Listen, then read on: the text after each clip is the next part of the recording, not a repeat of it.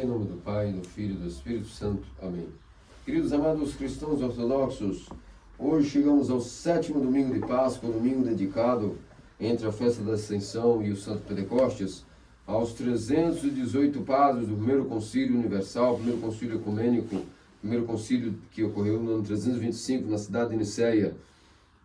Foi convocado pelo imperador Constantino a fim de derrotar o mais infame e o mais ímpio de todos os heróis de todos os tempos, de toda a história da igreja, o maldito Ario. E nós vimos que, quando começamos a leitura do Evangelho de hoje, destinado para o Domingo dos Santos Padres, o primeiro concílio ecumênico, nós vimos que nosso Senhor e Salvador Jesus Cristo inicia a sua oração ao seu Pai Celestial, dizendo: Pai, glorifica o teu Filho com a mesma glória ao qual ele glorificou a ti. Qual é essa mesma glória ao qual o Filho alega ter a mesma glória, a mesma glória que o Pai tem, e que ele glorificou o Pai nesta mesma glória ao qual o Pai tem, e pede que o Pai agora o glorifique na mesma glória que o Pai também tem? O que significa essa glória? Essa glória, meus queridos amados cristãos ortodoxos, significa nada mais nada menos do que a sua própria substância, sua própria essência, ou seja, no grego, a sua própria ousia. Significa que nosso Senhor Jesus Cristo está dizendo: Pai, glorifica o teu Filho com a mesma substância, ou seja, com a mesma, esta glória que se refere à glória da substância da divindade, das três pessoas que possuem uma só substância, igual, ainda que são três pessoas distintas. Três hipóstases, três pessoas divinas, uma só substância e, misteriosamente, um só Deus. Cada uma com a sua vontade distinta, mas estas vontades nunca foram uma contra a outra. Cada pessoa da Trindade possui a sua existência, a sua hipóstase, mas essa existência, cada uma dessas pessoas possui a mesma substância. E essa substância, essa natureza divina, ela possui a sua glória. Por quê? Porque há uma diferença entre o que diz respeito à essência em si mesma e suas energias. As energias que brotam da essência são chamadas por uma palavra comum de glória. É por isso que aqui nosso Senhor Deus Salvador Jesus Cristo está dizendo: Pai, com a mesma essência que eu tenho de ti, uma vez que eu sou Deus, tanto quanto tu és Deus, glorifica o teu Filho com a mesma glória, ou seja, com a mesma energia, com a mesma glória que jaz e flui a partir da essência da mesma substância que temos. É aqui que, por isso, nossos padres escolheram exatamente esta oração que nosso Senhor Jesus Cristo faz ao seu Pai Celestial para ser um evangelho dedicado ao Domingo dos Padres de Niceia, dos 318. Porque justamente é desse ponto do evangelho que vemos que aquele Filho do Homem que estava falando com o povo de Israel há mais de 3 anos, que havia nascido como um bebezinho, que havia encarnado no seio da Virgem Maria, que teve uma profissão, teve doenças, teve enfermidades, sentiu dor, ao mesmo tempo foi dito que foi glorificado com a mesma glória que o Pai poderia também glorificá-lo e que o Pai tinha esta mesma glória. Que glória é essa? Significa que, ainda que estamos vendo ali a figura de um homem, esse homem é o homem Deus. Deus que nunca deixou o seio do Pai, que enquanto divindade possui a mesma natureza, a mesma substância que o Pai. E dessa substância, dessa natureza, dessa essência, flui energias. E essas energias, uma das palavras que nós atribuímos a essas energias é a glória. Essa glória, essa energia criada que flui da essência do Pai, e a mesma glória, a mesma energia, a mesma graça que flui do trono da divindade, tanto para o Pai, quanto para o Filho, quanto para o Espírito Santo. E é por isso que nós aqui testificamos e vimos pelo próprio Evangelho que o Filho do Homem, portanto, é igual ao Pai em natureza, em substância, em essência.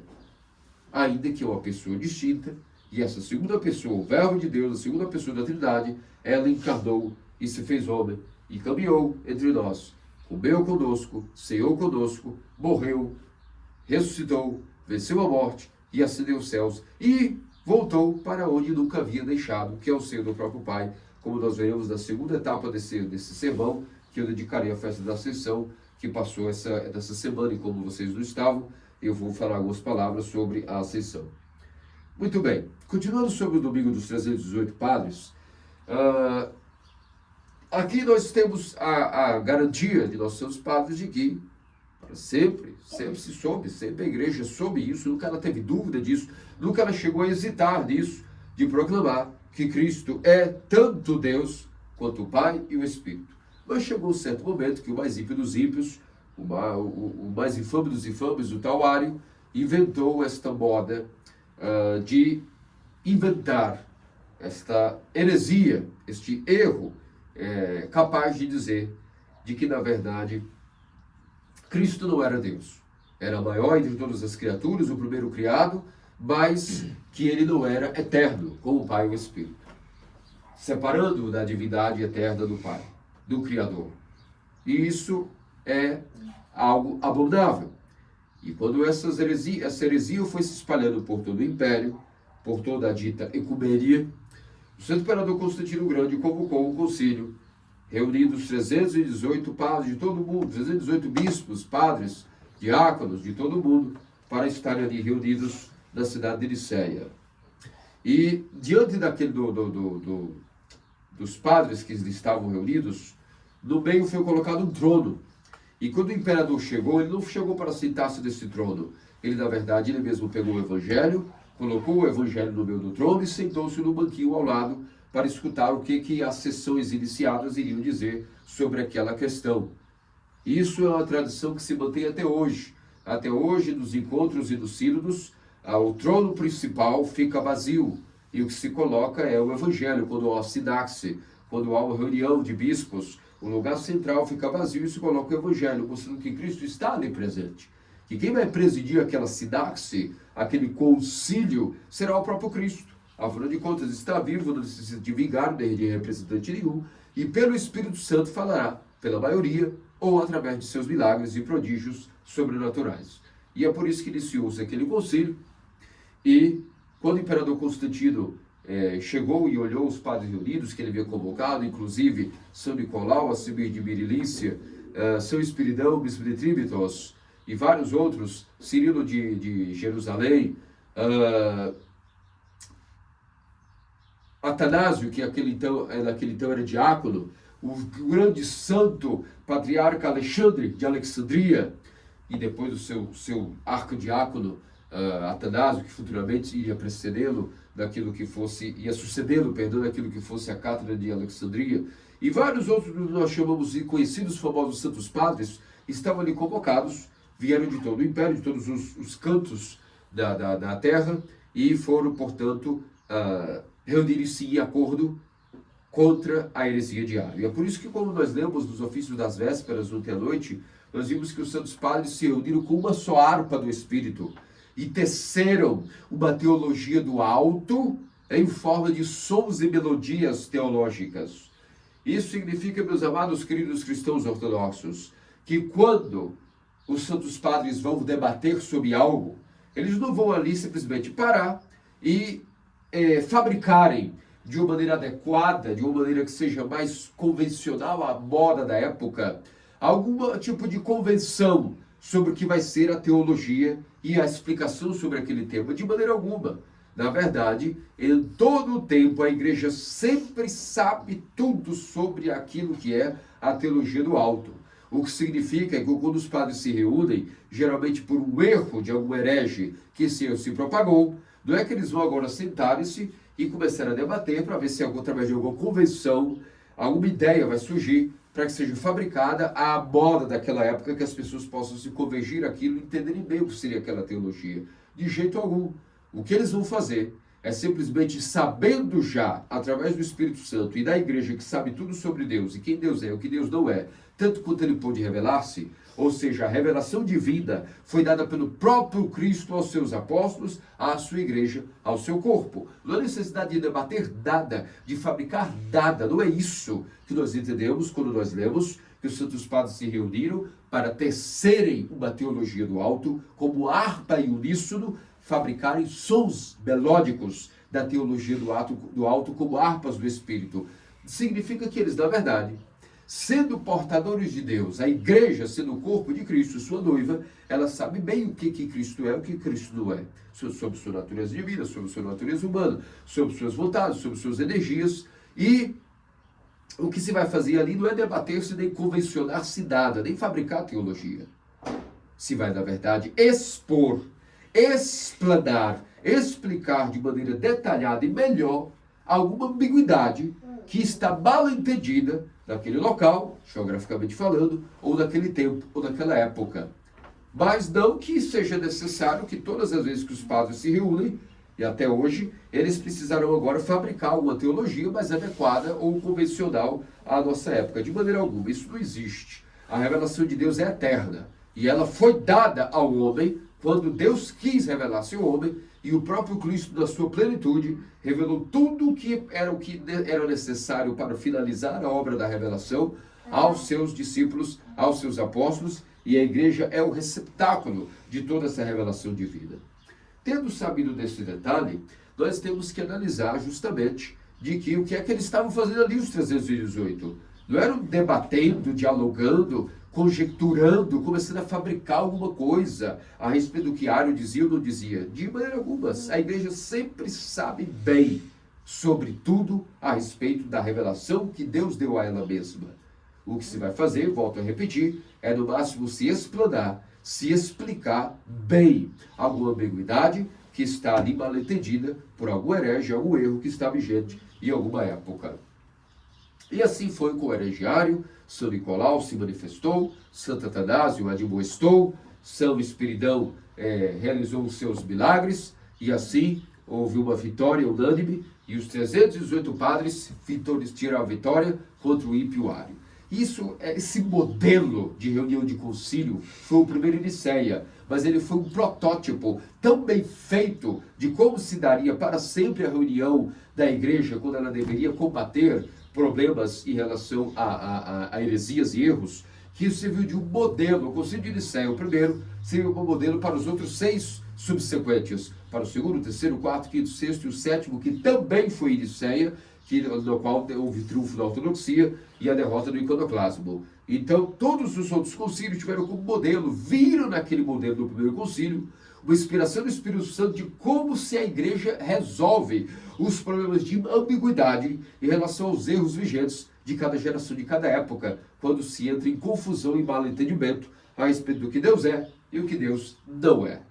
E isso foi tão bem visto pela igreja, foi tão profético, que entenderam que quando estava tudo aquilo ocorrendo, que o Santo Imperador Constantino, quando entrou no salão, no hall do concílio, e observou que aqueles padres estavam reunidos, ele simplesmente se emocionou e começou a beijá-los um por um, em todos os cantos de seus corpos. Por quê?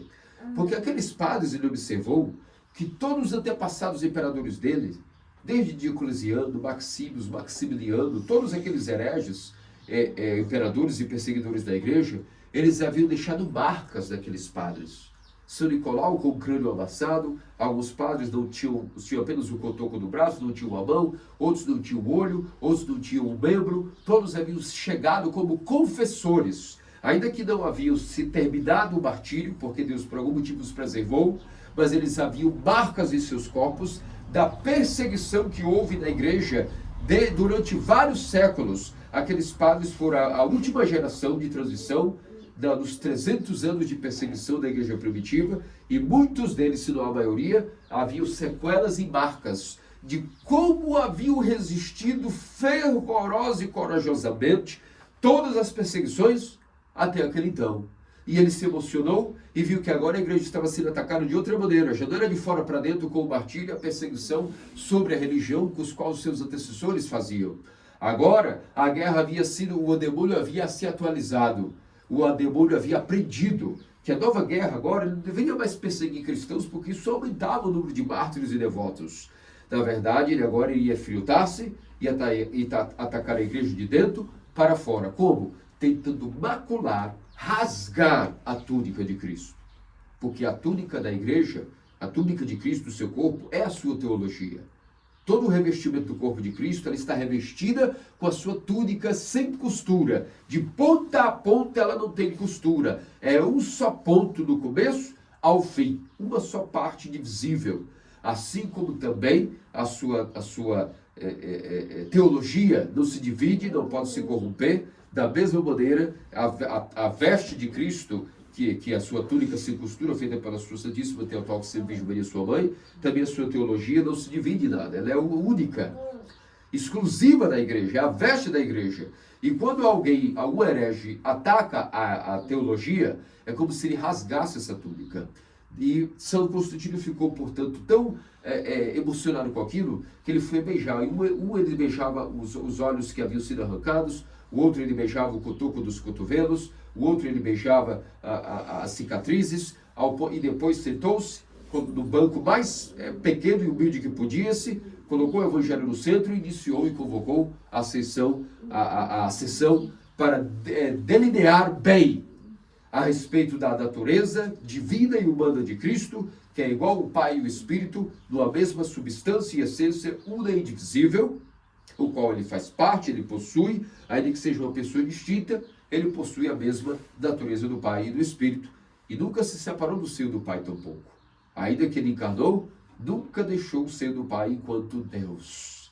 Encarnou como homem, mas nunca deixou o seio do Pai enquanto Deus. E foi-se proclamar o porta da vitória, e decretou-se a palavra homousios. Cristo é consubstancial ao Pai, tem a mesma natureza do Pai, e ele não pode ser separado do seio do Pai, nem tampouco pode ser uma pessoa alienada à Trindade. Ele é um da Trindade, o Verbo, a segunda pessoa, o Filho de Deus, que encarnou para a nossa salvação. E aí teceu-se e modelou-se o que nós temos como credo. O credo, que é o símbolo da fé, foi um códice que foi colocado para todas as gerações nunca se esquecerem e terem um modelo do que seria essa teologia, essa harpa do Espírito, que sempre foi revelada no coração dos padres. Agora algo foi dado como revelação, até mesmo para que fosse articulado em palavras. Porque teologia, a princípio, é uma teoria com TH, ou seja, uma revelação de Deus, revelada ao homem em sua alma, em seu intelecto, acima de sua razão e seu coração, em sua própria essência humana. A essência divina revela-se ao homem, tanto quanto ela pode se dar através de suas energias ao coração do homem. E isso, na verdade, está acima de palavras. Mas chega um momento onde o Espírito Santo, quando há necessidade, articula em palavras uma revelação que foi dada, na verdade, de maneira inarticulada e acima de qualquer atividade da razão, ao intelecto humano como um presente, como um dom. Essa é a fé ortodoxa. E ela é dada de graça como revelação. E, a princípio, não tem palavras que possam articular essa revelação.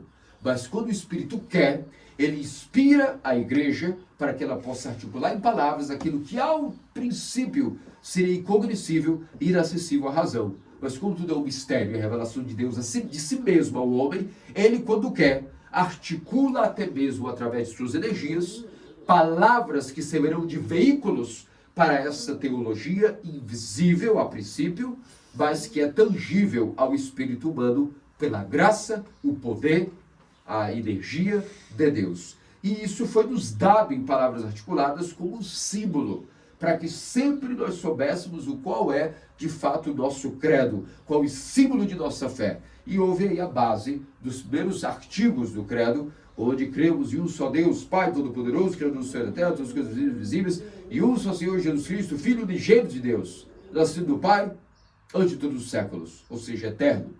Luz da luz, verdadeiro Deus de Deus verdadeiro, gerado e não criado, consubstancial ao Pai. Ponto. E aqui, portanto, nesse primeiro concílio, depois do segundo, termina-se, o segundo concílio em Constantinopla, termina-se de fabricar esse símbolo da fé, onde essas palavras foram emprestadas como veículo para a revelação de Deus, que é dada de maneira completamente noética ao homem. É por isso que diz que essas harpas do Espírito em uníssono teceram uma teologia, que foi o símbolo de nossa fé. E para sempre decretou-se, e para sempre decretaremos, que Cristo é consubstancial ao Pai. Naquele momento existia no concílio, um personagem que não nós podemos deixar de mencionar, que era o próprio Atanásio, que foi testemunha dos próprios relatos de São Pedro de Alexandria. São Pedro de Alexandria havia, daquele então, arcebispo da sede de Alexandria, da casa de Alexandria, havia resistido a todas as torturas da sua geração a respeito do cristianismo. E quando chegou na época de Ário, se vocês forem lembrar, era justamente o herege que sua heresia começou da própria cidade de Alexandria. Pois bem, quando Ário começa a pregar as suas loucuras, inclusive em canções, por isso era um ímpio infame, ele pregava a sua antiteologia, inclusive em canções que a igreja chamou isso de dária, ou seja, havia rimas e composições onde ele negava que Cristo era Deus, inspirado pelo diabo e também pelos financiadores da elite da época que davam muito dinheiro para que ele pudesse tentar deflagrar a igreja ortodoxa de dentro para fora. E naquele momento São Pedro de Alexandria decretou que ele era um herege, o anatematizou de maneira local, mas como Ário possuía muita influência política, mandou que Pedro de Alexandria fosse colocado no cárcere, na prisão. E para que vocês tenham ideia de como a túnica da igreja é a sua teologia, e todas as vezes que nós mexemos uma coisinha sequer, vejam bem, se uma só coisinha da revelação de Deus nós interpretamos mal ou cometemos um erro, isso não afeta. Às vezes nós somos muito ingênuos em relação ao que é heresia, e somos muito complacentes em relação ao protestantismo, ao papismo, ao ecumenismo, ao ciprianismo, ao nominalismo, que são as heresias piores de nossa época. Achamos que não tem nada não, talvez a sua discussãozinha da época barata, que vem e passa. Negativo. Vou vos provar que quando a gente não tem bem alocado em nossa convicção qualquer pontinho da fé ortodoxa, se você tem um mau entendimento e um erro sobre um só ponto da fé, assim como uma túnica que tem uma só costura, você mexendo num ponto, você estraga ela toda, só de você repuxar um ponto de uma túnica que é sem costura, que é feita de pau a pau, de começo ao fim, com um só ponto, e você o repuxa, esse ponto puxado vai alterar a sua largura e o seu comprimento dessa veste, porque ela não é feita de partes, ela é uma só, sem costuras. Assim também a teologia foi profético de que a Santíssima Theotokos havia tecido a túnica de Cristo com apenas uma só costura, sem partes unidas, mas uma túnica única, uma só costura, porque isso já significaria a própria teologia da Igreja Ortodoxa. Se você repuxar um só ponto de uma túnica sem costura, altera a largura, o comprimento, toda essa veste ficou engilhada, como nós dizemos no português. Assim também, a teologia de Cristo, até o que nós não entendemos, nós devemos aceitar calados. E com o tempo, Deus talvez nos faça entender um ponto da nossa fé que nós não entendemos ainda. Mas contestar e querer talvez predominar o erro de algo que nós não entendemos, não vai prejudicar só um pontinho da nossa fé como cristãos. Toda a nossa fé cristã será alterada e nós não podemos mais sermos chamados cristãos. Basta que um só ponto da teologia não seja bem entendido, ou se não é entendido, é contestado, porque às vezes não entende, nós vamos aceitar, e com o tempo nós vamos entender. Agora, criticar e combater, nem que seja uma só vírgula, um J da teologia da fé ortodoxa, toda a sua fé estará prejudicada. Por quê? Porque se você modifica um só ponto da teologia, todo outro entendimento global sobre teologia também está alterado. Porque é uma única túnica sem costura e uma só peça sem partes. Então, assim como essa peça sem costura é afetada, quando um ponto é repuxado e ela se engilha toda, a pessoa talvez não perceba naquele momento. Mas quando ela tem um entendimento equivocado sobre, por exemplo, quem é a mãe de Deus, qual o funcionamento da mãe de Deus no papel da nossa salvação, por exemplo, em relação aos ícones, essa pessoa está condenada, está perdida, está anátema, ela não tem luz, ela está totalmente interna. Não há meio termo, que você está na luz, aqui você está um pouquinho na luz, e aqui você está nas trevas, ou na penumbra, ou no ocaso. Não existe isso. Ou você tem a sua mente iluminada na teologia do alto, ou você está condenado, anatematizado, fora do corpo de Cristo, está completamente desformado àquilo que é o entendimento dessa túnica. Isso é sério. É por isso que, em relação à fé, nós dizemos que nossos santos padres nos dizem, em relação a diacrises, ou seja, jejum, vida ascética, amor, caridade, esmola, tolerância ao próximo, nós somos equilibrados, seguimos a diacrise, ou seja, o caminho real. Mas em relação à fé, somos como feras. Aplicamos aqui já não mais oikonomia, aplicamos a crívia, aplicamos a rigidez, a severidade, somos como bestas. Não negociamos nada em relação à fé. Por quê? Porque se a gente deixar que um só pontinho da teologia for repuxado, toda a túnica será prejudicada. Não existe uma heresiazinha pequena. Qualquer erro teológico em relação à fé ortodoxa torna aquela pessoa, e até a fé que ela entende, toda ela é uma fé heterodoxa, uma fé completamente desformada à fé original. Ainda que seja um só ponto, uma só discordância, toda aquela fé que a pessoa carrega, como tudo é conectado, depende tudo de si, porque essa é a teologia revelada de Deus ao homem, pelo próprio Deus, quando ele quis, e a igreja ortodoxa mantém isso de maneira intacta. Assim, aquele que desconfia ou tem algum equívoco em relação a qualquer ponto, ele, na verdade, é todo ele erro, e não apenas um pouquinho de erro. Todo ele é um erro. Isso se percebe ao longo da história da igreja. Aqueles que não aceitaram uma só coisinha de algum só concílio, vejam conforme passaram os anos o que se tornaram esses cismas e essas sinagogas de Satanás, hoje pregam coisas completamente alienadas em relação à fé original dos apóstolos. Então, meus amados cristãos ortodoxos, São Pedro de Alexandria estava ali, preso no cárcere, e chegou o momento que ele teve uma visão. Por que ele teve essa visão? Porque Ario, sem vergonha, vendo que enquanto ele não tivesse a aprovação de São Pedro, ficaria difícil ele continuar a convencer os cristãos sobre a sua heresia, porque a autoridade de Pedro era como de um herói condecorado, sobrevivente de uma guerra, devido a ter sobrevivido ao martírio. Ele foi até o cárcere de São Pedro e disse assim: olha, eu me arrependi, eu gostaria muito de me remodelar, gostaria de ser aceito de novo no corpo de Cristo, e como foi o Senhor que ele decretou o meu anátema, retire esse decreto, me coloca de novo na igreja como uma pessoa correta, porque eu me arrependi e tudo era uma ilusão da minha mente. E Pedro, que era Pedro de Alexandria, que era bastante perspicaz, não disse: eu vou rezar na minha vigília, hoje à noite aqui na cela, eu vou rezar, pedir a Deus que me ilumine, me dê uma luz em relação a esse tema, e no outro dia nós conversamos, eu não vou tomar essa decisão agora, ok? E durante a noite ele se colocou em oração e ele teve uma visão. A primeira coisa que Pedro de Alexandria teve como visão foi que ele viu o altar de uma igreja e burros de um lado e do outro, relinchando e dando coices com as patas traseiras, sacudindo e quebrando o altar. E ele ficou aterrorizado com aquilo e disse: meu Deus, o que será isso? Onde é que eu estou? Quem será que colocou esses burros, esses jegues no meio da igreja? Porque eles estão furiosos, relinchando e dando coices e machucando o altar. E de repente ali ele percebeu que aquilo era a revelação sobre os hereges, que os hereges estavam invadindo a igreja e como burros, seja, como antas, como asnos, que não entendem aquilo que é a teologia do alto, estavam maculando a adoração dos cristãos. E quando ele olha para cima do altar, ele vê um menino, que teve uma visão aterrorizante de um menino que estava todo sujo, maltrapilho, e com a sua túnica sem costura rasgada. E ele olhou bem, fixou os olhos e reconheceu que aquele menino era o próprio Cristo. E ele, aterrorizado com aquilo, perguntou: meu Salvador, quem fez isso contigo? Quem te sujou? Quem maculou suas vestes? Quem rasgou tua túnica?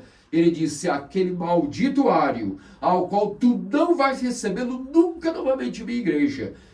E assim porque eu mesmo do céu já o expulsei para sempre do meu corpo, assim também tu, na terra, nunca recebas nunca mais ele dentro de meu corpo, porque eis aí o meu inimigo. Daí para sempre se soube o poder do anátema. Existe até o que significa um anátema. como São Paulo já dizia, tudo aquilo que for ligado no céu será ligado na terra, o que for desligado no céu será desligado na terra, e aquele que modificar um só asa, um só jota, uma vírgula do que foi Deus dito por Cristo, se aparecer alguém pregando um evangelho diferente daquilo que Cristo nos ensinou, seja em nome de Paulo, de Apolo, de Keifas, seja ele anátema. O que significa isso? O que é isso? É uma espada que corta e remove do corpo de Cristo o herege. E assim também foi que a igreja aprendeu para sempre, sem ambiguidades, o que significa o poder do anátema.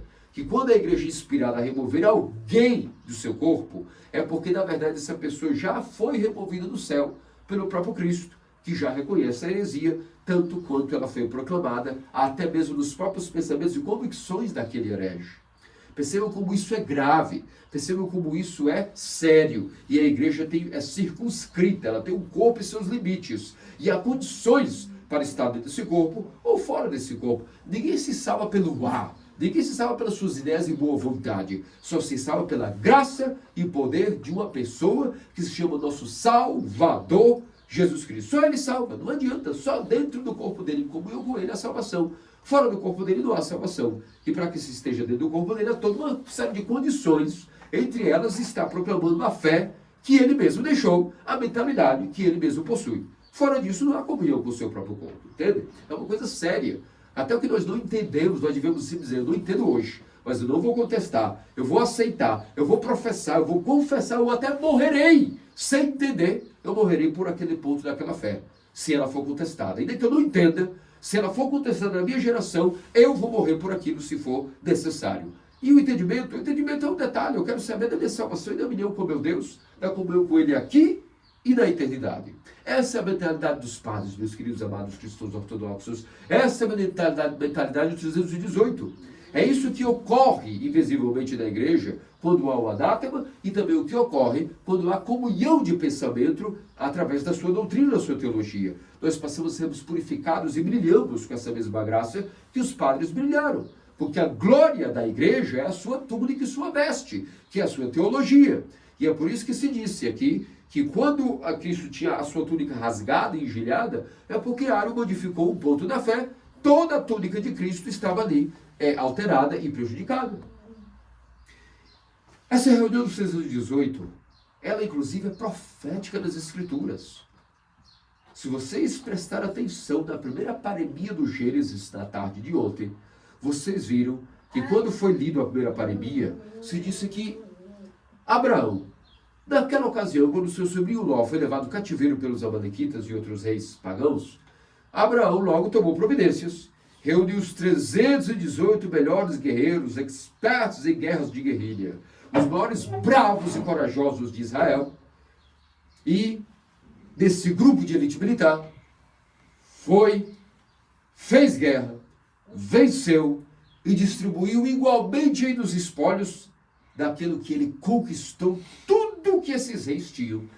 Todas as suas mulheres, todas as suas crianças, todos os seus espólios, ele pegou no Soló, como tudo que eles tinham, e levou vitorioso, livrando Ló do cativeiro, da escravidão, diante dos amalequitas.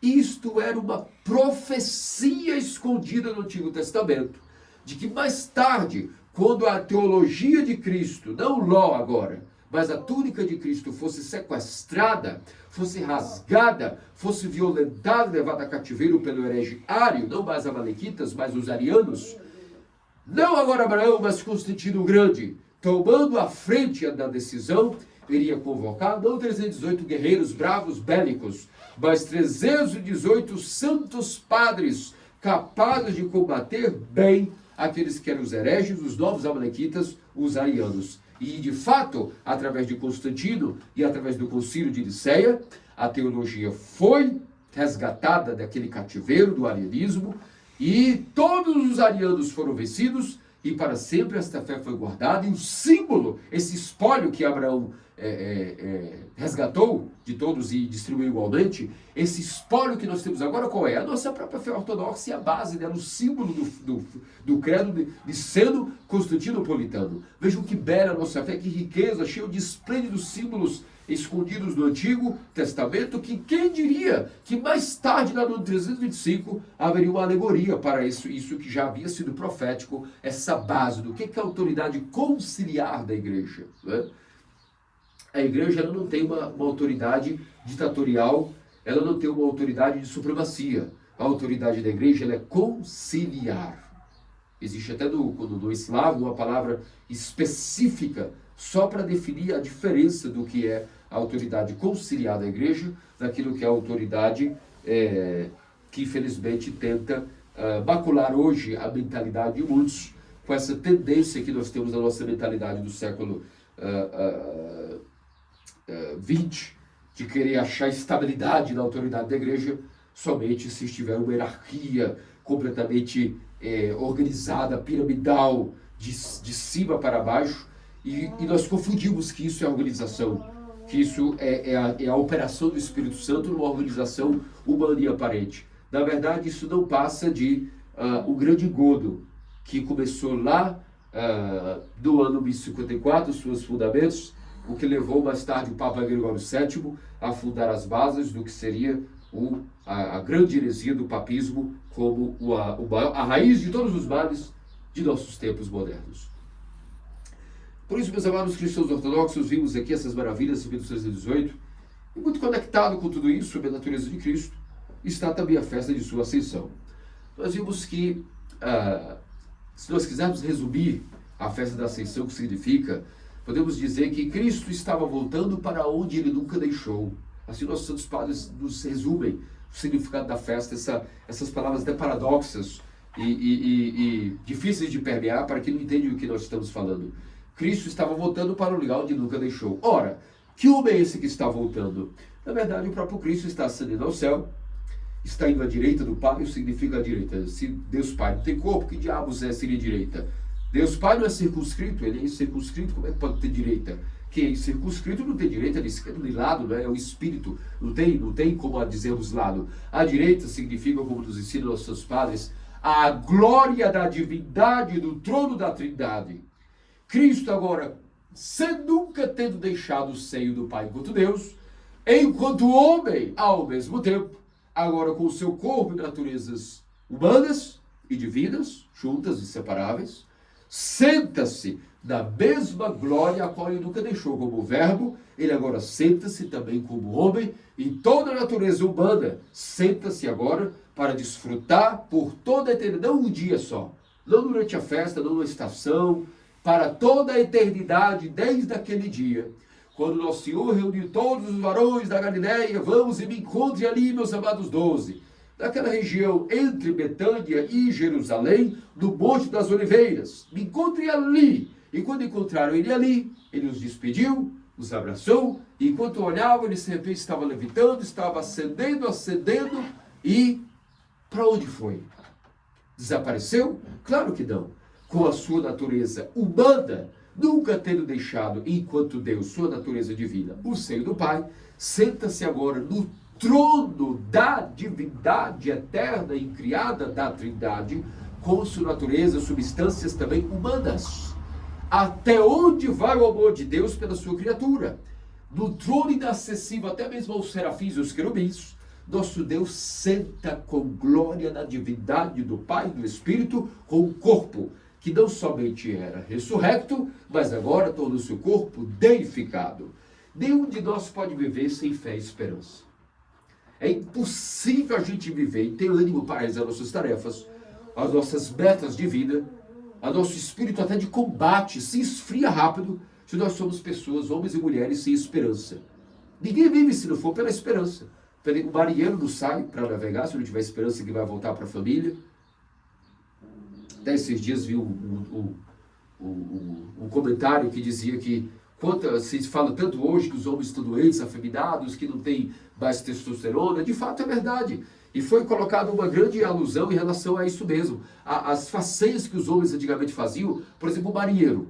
Um cara para sair 1 ano ou 3 anos longe da esposa e dos filhos, para conseguir vencer o alto mar e tudo aquilo, e ter fé e esperança que ele ia voltar, até o nível de serotonina e dopamina que funcionava no cérebro, tinha que ter muita testosterona circulando em seu corpo para que ele tivesse a fé e a esperança de despedir da esposa e friamente ir ao alto mar, guerrear contra piratas, contra catástrofes, contra naufrágios e voltar como se nada acontecesse. De onde que vem essa esperança, essa força? Vem, sim, de questões mentais, psíquicas, da fé em Deus, mas dentro do corpo saudável, né? Veja a importância de mantermos a nossa saúde em dia, porque o homem completo tem que ser também um homem saudável. Né? Não podemos ser nihilistas ao ponto de sermos destrutivos, como hoje, que se prega de um lado, querem ter a saúde de maneira artificial, fabricada por suplementos e por bioquímica e sei lá o quê. Por outro lado, muitos se contentam com a vida virtual, a vida do videogame, a vida do nerd, a vida do sedentário, do que na verdade não tem coragem para nada, não há esperança. E falando a respeito de tudo isso em relação à natureza humana, de que se nós voltarmos 300 anos para trás, comparado à nossa geração, nós não temos colhões. Quem tinha colhões que eram verdadeiramente guerreiros eram nossos avós. E migravam, venciam fome, seca, miséria, não reclamavam, abandonavam pai e mãe por amor, começavam no barraco, o casamento, só dizendo, estou contigo, estou com o meu amor, estou com o meu amor, estou com tudo. Tendo Deus, a gente trabalha. Trabalhando, a gente constrói tudo. Não se preocupavam em planejar quando vão noivar, quando vão casar, se vão ter casa própria, se vão pagar o INSS, se vão ter carteira assinada, se vão ter benefícios, vão ter aposentadoria. Não, nada disso. Se vão ter plano de saúde, basta botar 2 gerações, ninguém se preocupava com isso. Se vivia por amor. Por que se vivia por amor? Porque antes de tudo, você tinha antes do amor, você tem que baixar o nível. Ninguém tem perfeito amor se não tem esperança. E ninguém tem esperança se não tem fé. São 3 virtudes teologais, são decrescentes e decrescentes, indo e voltando. Se você chegou no amor, você passou pela perfeita esperança. Se você chegou na perfeita esperança, você antes tem perfeita fé. E assim é que nossa sociedade, nossa natureza humana, ganha através da festa da ascensão o ânimo, o combustível a mais, uma coisa completamente inédita ao ponto de dizer, ei, homem caído, filho de Adão, já não é agora que o teu Salvador, o teu Messias, encarnou e andou entre vós. Ó natureza humana, acorde!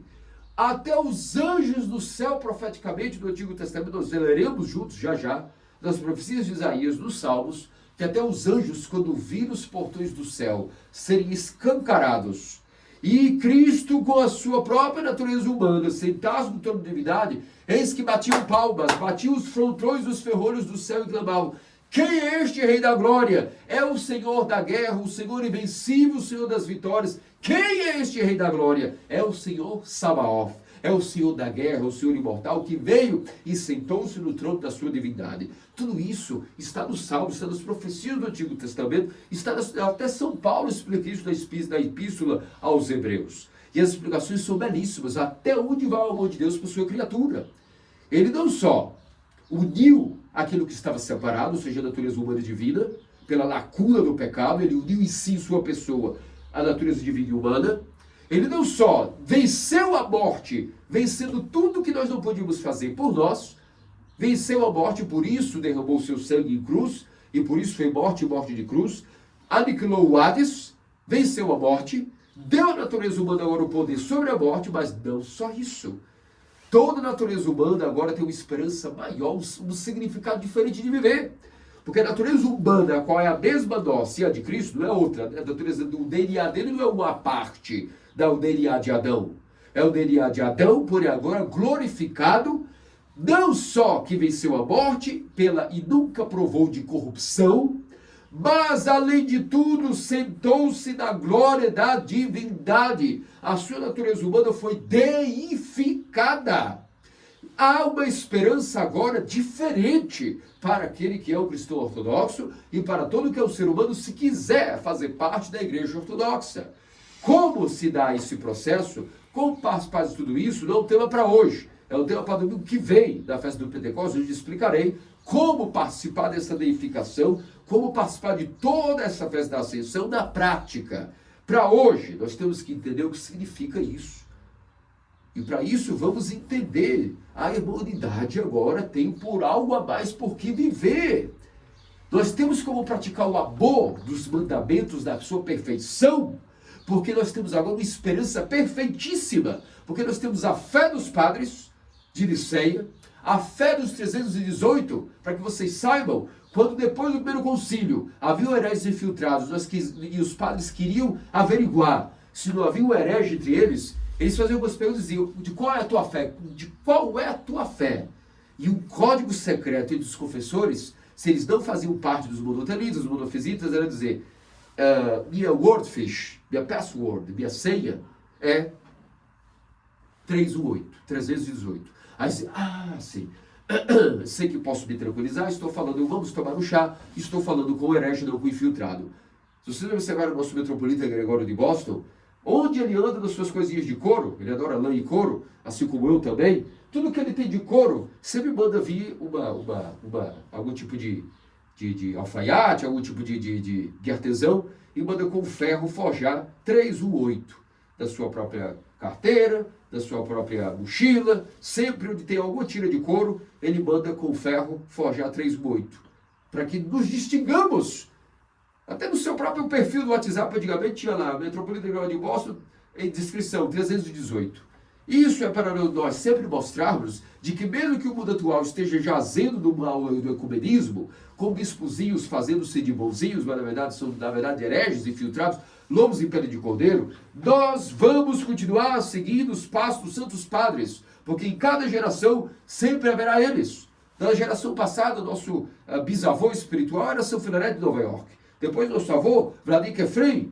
Agora nós temos aí o nosso pai, Gregório, assim como os bispos atuais que estão comigo com ele. E cada um de nós temos como também, na nossa geração, ter a fé dos 318. Esse é o código, a senha que guardamos secretamente, antes de tudo em seus corações. Vamos guardar a fé dos 318, pelas orações dos 318 padres de Niceia. Oh meu Deus, não me deixa cair na heresia, ajuda-me a morrer na tua verdade, dentro do teu corpo, sem trair a tua fé. Tira até a minha vida, se for melhor, mas não me deixa cair na fé dos 318.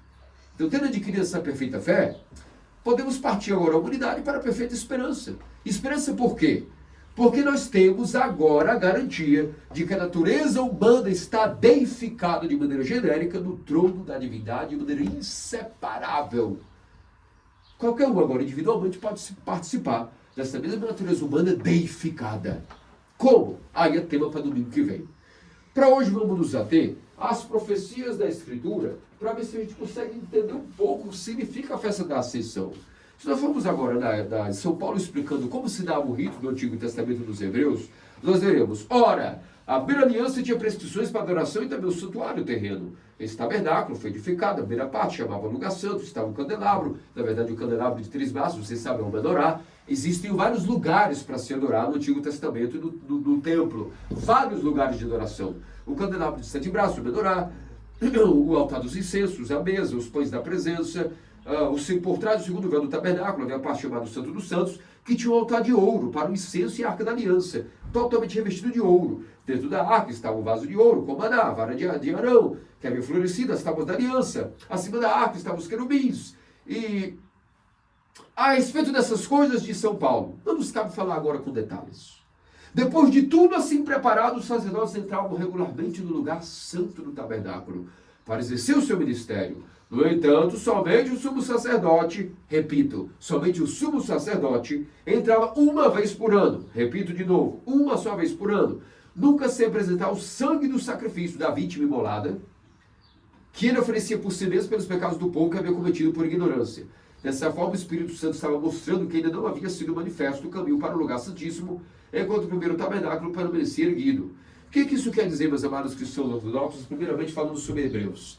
Aqui o próprio São Paulo já nos diz que existiam vários lugares de adoração, mas havia um lugar específico que estava coberto com um véu. Ninguém tinha acesso, nem os fiéis, nem os sacerdotes, ninguém via isso durante o ano.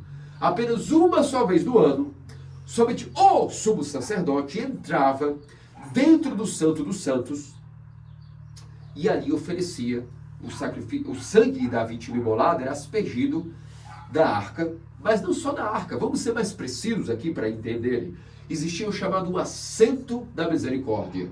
Esse assento da misericórdia era o lugar onde o sangue da vítima imolada era aspergido e o sacerdote pedia perdão pelos seus pecados e intercedia pelos pecados de Israel e até mesmo de toda a humanidade.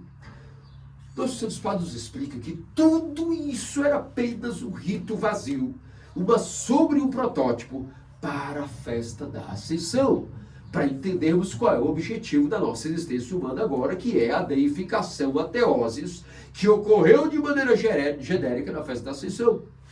Esse santuário, esse Santo dos Santos, que ninguém via, era fechado, simboliza, na verdade, os céus. O assento de misericórdia, que era aspergido, simboliza o trono da divindade. O sacerdote entrando, o sumo sacerdote representa o grande e único verdadeiro sumo sacerdote, que é o próprio Cristo, que uma vez por ano, ou seja, uma só vez, bastou entrar e ascender dentro dos céus, e não só isso, sentar-se no trono da divindade com o seu corpo e natureza humana, e então ao sentar-se ali no assento de misericórdia, ou seja, no trono da Trindade com o Pai e o Espírito, porque a aspersão de sangue, após ter ele mesmo sido a oferenda e o sacrifício que, na verdade, foi imolado, uma vez que ele passou por crucificação, passou por morte, ele também, até com suas marcas. Vejam bem, por que era necessário aspergir o assento de misericórdia? Porque isso era uma imagem, um preâmbulo, de que futuramente, quando Cristo entrasse para deificar a seu corpo humano, da trono da divindade, como vocês sabem, após a ressurreição, nós já falamos sobre isso, ele não removeu as marcas dos cravos, das feridas e do lado. Significa que para toda a eternidade, Cristo está sentado com a sua natureza humana agora, sendo deificado na festa da Ascensão, com as marcas de sua paixão, para que toda a eternidade, a sua natureza deificada, humanamente falando, esteja sempre com as marcas de sua paixão, para sempre nós nunca nos esqueçamos até onde vai o amor de Deus pela sua própria criatura. E por isso que era necessário aspergir o assento de misericórdia com o sangue do Cordeiro, não que aquilo tivesse um efeito de fato magnânimo, que fosse redimir os pecados de alguém, mas era a fé que os judeus podiam manterem-se na sua crença, aguardando aquilo que seria a verdadeira profecia que eles estavam, na verdade, executando como modelo, que era uma profecia do que era a festa da Ascensão. Cristo, tendo passado por uma paixão e com marcas, inclusive, do seu corpo, assenta-se no trono da divindade com o Pai e o Espírito, deificando a natureza humana de maneira geral. Quem individualmente quiser participar disso, também pode ser deificado, e nós veremos isso depois como participar disso, no domingo que vem, volto a repetir. Se nós formos para a profecia do profeta Isaías, nós veremos que no capítulo 62 foi dito o seguinte também como profecia, aquilo que era a festa da Ascensão. Que este que vem de Edom, de Bosra, com vestes fulgurantes, que vem majestoso no seu traje, marchando na plenitude do seu vigor. Sou eu que promovo a justiça, que sou poderoso para salvar. E por que essa cor vermelha do teu traje? Veja, o que Isaías estava vendo? Ele estava vendo um diálogo de anjos quando viram Cristo na sua festa da Ascensão, ficaram atônitos e se perguntavam, quem é este que vem de Edom? E Bosra, o que significa Edom e Bosra? Nos explica nossos santos padres. Edom e Bosra são imagens da terra, justamente da humanidade, de onde Cristo estava ascendendo da terra. E quem é este que vem com vestes fulgurantes, ou seja, o próprio Deus vestido de homem, majestoso no seu traje, marchando na plenitude do seu vigor.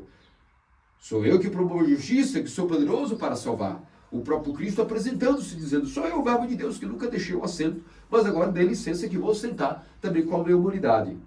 E perguntam os anjos, e por que essa cor vermelha do teu traje? Por que tuas vestes se parecem com as de alguém que tenha sido pisado a uva do lagar? Sozinho pisei a dorna, do meu povo ninguém estava comigo. Pisei as uvas da minha ira, da minha cólera as esmaguei. Seu sangue sapecou as minhas vestes, com isso sujei toda a minha roupa. Com efeito decidi-me por um dia de vingança, chegou o ano da minha retribuição. Olhei, mas ninguém poderia me ajudar. Eu estava consternado, não havia quem me ressustentasse. Contudo, meu braço veio e meu socorro, e minha cólera me sustentou. Significa, meus amados cristãos ortodoxos, que todas essas imagens, que vestes são essas? É para mostrar que este Deus poderoso encarnou. E quando estava para sentar no trono da divindade, os anjos perceberam, passaram um radar de olho e viram que aqui havia carne. havia carne, osso, sangue circulando daquela natureza humana que ao mesmo tempo nunca havia em comunhão com aquela natureza divina, que nunca havia deixado o Pai, agora iria se glorificar completamente com a chamada deificação da natureza humana. E eles não entendiam como que ou seja, essas vestes vermelhas, no princípio, como pode ser que tecidos humanos, carne, nervuras, sangue, isso será agora deificado. Quem é tu? Quem é esse que vem com vestes escarlates, de púrpura? E ele diz, sou eu mesmo, eu que promovo a justiça. Eu, o próprio Deus, que encarnei e agora sentar-me-ei na glória de minha divindade e também com minha humanidade. Percebe um pouco do significado? Significa a festa da Ascensão? E depois foi dito que, inclusive, essas vestes, por que elas estão tão vermelhas também? Essas vestes significam que Cristo estava com as marcas de sua paixão e que ele foi como uva pisada no lagar. Assim como alguém está fabricando suco fermentado de uva, ele pisoteia no lagar as uvas para que elas fermentem e possam dar polpa, sair suco. Cristo foi pisoteado no lagar da sua paixão, do Gólgota. E assim como o homem, entendo a imagem da guerra, assim como o homem quando vence e chega vitorioso na cidade, ele chega todo cheio de glória porque venceu os inimigos, mas chega com a sua face, as suas vestes todas ensanguentadas de vermelho. Assim Cristo aos anjos é como um tipo de homem assim, um tipo de homem Deus, que venceu tudo por nós, venceu a corrupção, venceu a morte, e estava voltando da guerra contra tudo que poderia o ser humano não vencer, mas ele venceu, como homem inclusive. E agora, com esses espólios e essas vestes ensanguentadas da guerra, estava indo sentar-se para ser aclamado como Rei da Glória. Não somente como Deus, como homem a uma vez. E é por isso que vemos aí os significados das profecias do profeta Isaías, quando teve a visão dos anjos debatendo até onde vai o amor de Deus pela sua criatura. Já não tendo bastado ressuscitar e vencer a morte com o corpo, agora ele também vai deificar no trono da majestade a natureza humana. E inclusive vem como rei vitorioso da guerra. Vem todo ensanguentado com as marcas da paixão. E no Salmo 23, vocês sabem, vocês que se preparam para comungar, todas as vezes nós vamos comungar no Salmo 23. O que nós vemos aí? Salmo 23, não, perdão, Salmo 115, se não me engano, não é isso? Onde nós sempre temos aqui no manual para comunhão, nós temos aqui a proclamação do Salmo que é o 23, é isso mesmo. Salmo 22, o meu Senhor, meu pastor, o 23 vem aqui. Levantai, ó portas, vossas cabeças, levantai os entrados eternos, entrará o Rei da Glória. Quem é este Rei da Glória? O Senhor forte e poderoso, o Senhor poderoso na guerra. Levantai, ó portas, vossas cabeças, levantai os entrados eternos, entrará o Rei da Glória. Quem é este Rei da Glória? O Senhor dos Exércitos, Ele é o Rei da Glória. Então vocês podem ver, meus amados cristãos ortodoxos, que também nos Salmos nós vimos aqui as imagens da ascensão. Levantai, ó portas, os vossos ferrolhos, ou seja, até mesmo os ferrolhos são desconectados para que sejam arrebentadas essas portas, para que venha esse Rei da Glória. Por que Cristo também tem alusão para ser o Senhor da guerra? Nós vemos que entre os pagãos há essa adoração ao Senhor da guerra, seja na mitologia do folclore nórdico, Odin, seja no caso dos eslavos, Perun, não é? E no caso do cristianismo, nós temos o nosso Deus da guerra, que é o único Deus. Mas por que é o Deus da guerra? Porque vai, na visão moderna de Israel, um Deus bélico que vai vencendo batalhas militares por uma causa de uma nação? De maneira alguma. É o Deus da guerra porque ele venceu a corrupção, venceu o demônio, explodiu o Hades, derrotou a corrupção, pisoteou a morte com sua morte e deu essa vitória a nós de graça. Por isso que é visto como eis aí que vem o Senhor dos Exércitos. Isso significa a imagem do Antigo Testamento, quando se diz, eis aí o Deus da guerra, o Senhor da guerra, o Senhor dos Exércitos, que é este que vem. Levantai, ó portas, vossas cabeças, levantai-vos entradas eternas, que entrará o Rei da Glória. Quem é este Rei da Glória? O Senhor dos Exércitos, ele é o Rei da Glória. Aqui vimos a grande imagem da ascensão, o quanto de fato as imagens do Antigo Testamento tentavam nos explicar, nós agora no Novo, as maravilhas da deificação da natureza humana. Por isso a obra de nossa salvação foi concluída na festa da Ascensão. Tudo que começou ali, desde a promessa de Adão, desde a paciência para a linhagem sacerdotal, real e santa, a Virgem Maria, a encarnação do Verbo, sua paixão, morte, ressurreição e agora a deificação da natureza humana. E isso, agora sim tudo foi completado. E agora o que Cristo é por natureza, ele pode transformar quem ele quiser e quem a pessoa também quiser, se ela quiser, por graça daquilo que ele é, por natureza. E isso é o tema do próximo domingo. A igreja é uma fábrica de outros cristos, uma fábrica de deuses. Uma igreja que não produz santos, que não produz cristos, que não produz deuses, não é uma igreja. Por isso, meus amados cristãos ortodoxos, com toda essa esperança, qual é o ideal que nós temos agora para viver? A festa da Ascensão, a deificação de nossa natureza. É por isso que nós vivemos, é por isso que nós vamos vencer. Quando vier uma tentação, nós vivemos, tudo é tão bom, mas eu preciso me esforçar um pouquinho. Eu caí e vou levantar de novo. Tudo é muito chato, tudo é monótono, tudo é vaidade, mas eu vou levantar de novo, vou guerrear de novo. E eu vou um dia esperar que eu possa participar dessa esperança. Essa esperança maior, através da fé dos padres, a esperança da festa da Ascensão, que é que toda na sua natureza, assim como Cristo sentou à direita do Pai e deificou sua natureza, todos podem participar deste fenômeno, desse mistério, através do que a igreja ganhou com Pentecostes. E, portanto, eis aí a esperança para nós, criaturas corruptíveis, cheias de tecidos, de nervuras, de sangue, que morremos, que ficamos podres, que a corrupção nos aparentemente tem poder sobre nós. Não é mais assim. Aqueles que quiserem, nós podemos participar da própria natureza humano-divina de Cristo Salvador, por isso que ele é o único Salvador. Por isso que só ele salva, porque só ele tem uma natureza humano-divina unidas, indivisíveis, inseparáveis, inconfundíveis, como proclamaram os padres de Niceia, e é nessa fé que nós podemos também sermos glorificados com ele, na glória que essa natureza humana tem, na sua divindade, que nunca havia deixado o seio do Pai. Que pelas orações dos santos teófilos padres de Niceia e todos os outros demais, nós nunca traiamos a nossa fé, nós nunca nos separemos do corpo de Cristo. E se morremos em comunhão com esse corpo, a mesma glória deificada desse corpo será também a glória de seus membros. Que disso, nosso Senhor Deus Salvador Jesus Cristo, faça-nos dignos pelas orações, principalmente até o Sempre Virgem Maria e todos os santos. Amém. Amém.